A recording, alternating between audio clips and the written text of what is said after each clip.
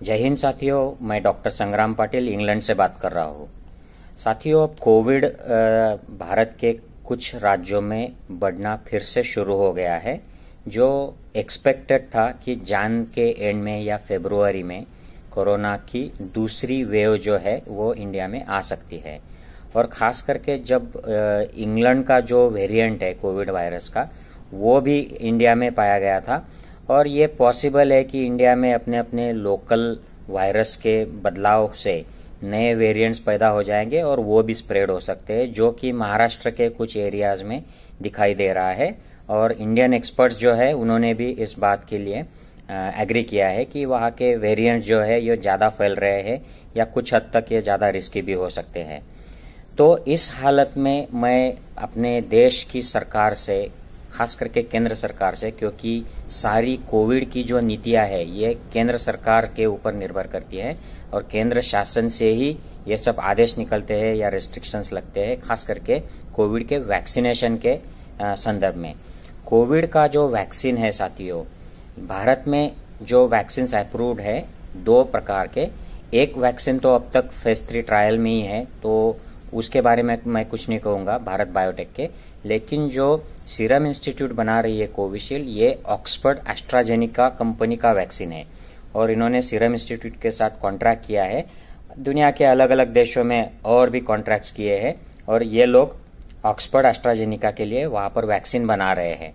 ये vaccine properly tested है, tried है। इतना ही नहीं कि ये जब लोगों में अब दिया गया है तो वहां के पॉपुलेशन के भी अब रिजल्ट्स आ गए हैं, मतलब क्लिनिकल ट्रायल्स के बाहर इसके रिजल्ट्स आ रहे हैं, खास करके स्कॉटलैंड से। तो ये वैक्सीन हमारे देश में अवेलेबल है, लेकिन वैक्सीन का जो स्पीड है, जिस स्पीड से वैक्सीन इंडिया में दिया जा रहा है, ये सब केंद्र सरकार के कंट्रोल में है। इसको राज्य सरकार का कोई भी नियंत्रण नहीं है। वो वैक्सीन ऑर्डर भी नहीं कर सकते हैं, कोई दूसरा किसी कंपनी से डील भी नहीं कर सकते हैं, क्योंकि केंद्र की मोदी सरकार उन्हें ये करने नहीं देती है। और जिस तरीके से जितना स्लो वैक्सीनेशन चल रहा है, और अगर कोरोना अब बढ़ जाता है तो हम बड़ी मुश्किल हालात में आ जाएंगे। मैं आपको दुनिया के कुछ देशों के जो आंकड़े आए हैं वैक्सीनेशन के बाद, उनके बारे में लेटेस्ट जो एनालिसिस है वो बताता हूँ। पहला जो आंकड़ा है इजराइल से आया है।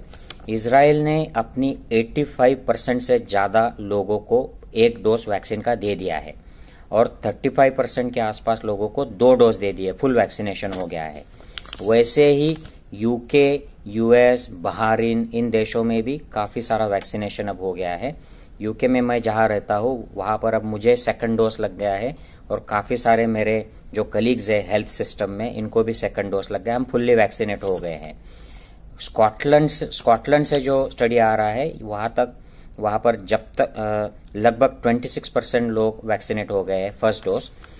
तो इजराइल वालों की जो डेटा है, इन्होंने 5 लाख जो शुरू के वैक्सीनेट हुए, उससे यह निष्कर्ष निकाला है कि एक डोज जो वैक्सीन का लगता है फाइजर का, उससे 21 दिन में आपको 91% प्रोटेक्शन मिल जाता है। मतलब आपके 91% लोगों को इन्फेक्शन का रिस्क जो है ये ऑलमोस्ट नील हो जाता है 21 दिन के बाद, और ये मेंटेन रहता है लगभग 9 वीक्स तक। तो उन्होंने बोला है कि ये 6 से 12 महीने तक ये इफेक्ट रहेगा।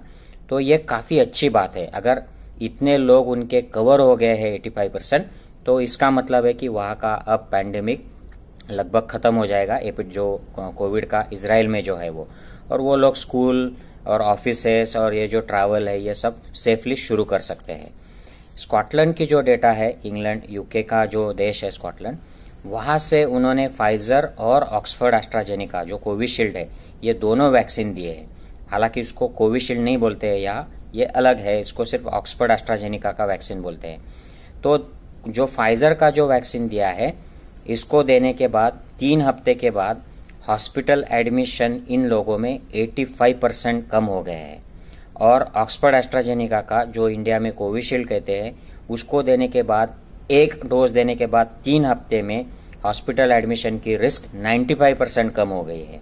तो एक डोज जिन जिन लोगों को मिल गया है वो लोग प्रोटेक्ट हो जाते हैं, उनके द्वारा दूसरों को संक्रमण की रिस्क भी कम हो जाती है।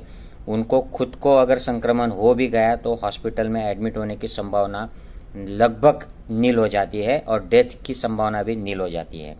तो मैं अनुरोध करता हूं हमारी गवर्नमेंट से, सेंट्रल गवर्नमेंट से, मोदी जी से, कि आप काम की बात करें। वैक्सीन लोगों को देना जरूरी है।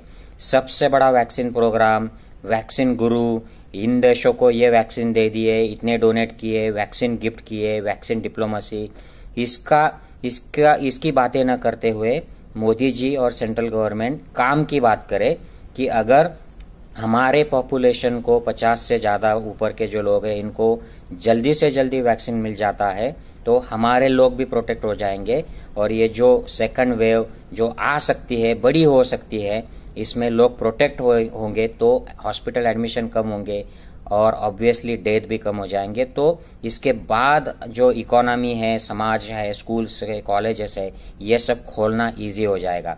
तो हमें ये प्रैक्टिकल एक्शंस की जरूरी है, लेकिन हमारे देश में हमारे सरकार द्वारा, केंद्र सरकार द्वारा बातें बनाई जा रही है, इसका प्रचार मीडिया द्वारा किया जा रहा है और एक्चुअल जो एक्शन की जरूरत है, लोगों को वैक्सीनेट करना चाहिए, ये नहीं हो रहा है, ये बहुत स्लो हो रहा है।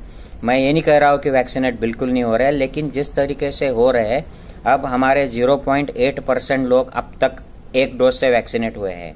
इतनी बड़ी पॉपुलेशन है, अगर हम एक महीने में 1% से भी नीचे है तो हमें 70-75% लोगों को वैक्सीनेट करने के लिए कितने महीने लग जाएंगे।